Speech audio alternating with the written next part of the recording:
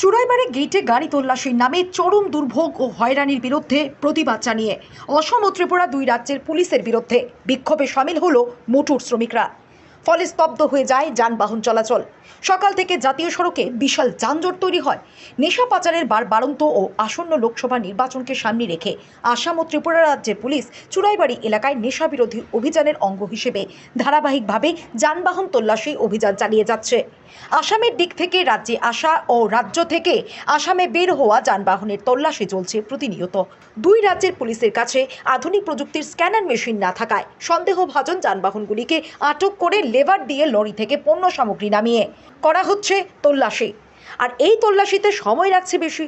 ঘন্টার পর ঘন্টা দুই রাজ্যের নাকা পয়েন্টে দাঁড়িয়ে থাকতে হচ্ছে লরি চালকদের। আর এই কারণে লরি চালকদের চরম দুর্ভোগের মধ্যে পড়তে হচ্ছে। নেই খাওয়া এবং শৌচালয়ের ব্যবস্থা। এক বোতল জল 200 টাকা দিয়ে ক্রয় করে পান করতে হচ্ছে। এরই প্রতিবাদে বুধবার সকাল 9টা থেকে ত্রিপুরা চুড়াইবাড়ি সেল ট্যাক্স সংলগ্ন এলাকায় রাস্তায় নেমে বিক্ষোভে সামিল হয় লরি চালক ও সহচালকরা। गाड़ी लोड करके हम इधर कुमारघाट से आया। हिमाचल का माल है मेरे पास। ये गाड़ी चेकिंग के लिए रुका है, यहाँ इतना जाम लगा हुआ है और 100 मीटर में 2 बॉर्डर है। यहाँ दोनों बॉर्डर में गाड़ी चेक कराना पड़ता है, माल नीचे उतारना पड़ता है। पर बॉर्डर 2000 रुपये, एक बॉर्डर में 2000 रुपया लगता है, दूसरे बॉर्डर में 3000 रुपया। अब ड्राइवर कहाँ से इतना पैसा देगा? यहाँ ना कोई सुविधा, कोई किसी चीज की सुविधा नहीं, बाहर जाने की नहीं, कोई पानी की नहीं है, कोई होटल नहीं है। यहाँ तो सिलेंडर सारे खत्म हो गए हुए। अब 200 रुपए का पानी का बोतल दे रहे। रात को चोरी हो गया डीजल 10 गाड़ी का, 4 लाख का तो डीजल चोरी हो गया। और मोबाइल 10 आदमी के मोबाइल चोरी हुए। इसके बारे में कोई यहाँ कोई सोच नहीं रहा। पुलिस वालों की कोई प्रोटेक्शन नहीं है, यहाँ कोई PCR नहीं है, कोई रात को कोई गश्त नहीं होता है यहाँ। इसलिए गाड़ी वाला आज मजबूर पड़ा हुआ है यहाँ। अब इस जगह का नाम चुराईबाड़ी बॉर्डर है। त्रिपुरा और असम का जो बॉर्डर है चुराईबाड़ी नाम है यहाँ का।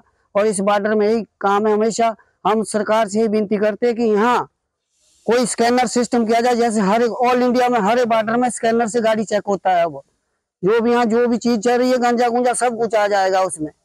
या तो पहले ऐसा करिए, जो गंजा भेजने वाला उनको पकड़िए पहले ही, कहाँ से कौन बिल टिलगाता है, इसमें कौन कैसे भेजता है पता लग जाएगा। गंजे बेचने वाले की माँ को मारो ना पहले, ड्राइवर ने क्या गुनाह किया है। माल में लपेट के भेज देता है और आगे ड्राइवर फंस जाता है इसमें। जो ड्राइवर खुद ऐसा क्राइम करता है उसको कड़ी से कड़ी सजा दी जाए।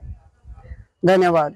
তো অনেকদিন ধরে আমরা পড়াশোনা বুক করতে আছি, এদিকে আমরা শত শত দেখেন ড্রাইভার গাড়ি। আমি সংক্ষেপে কই এলাই, আপনারা টাইম নিতাম না বেশি।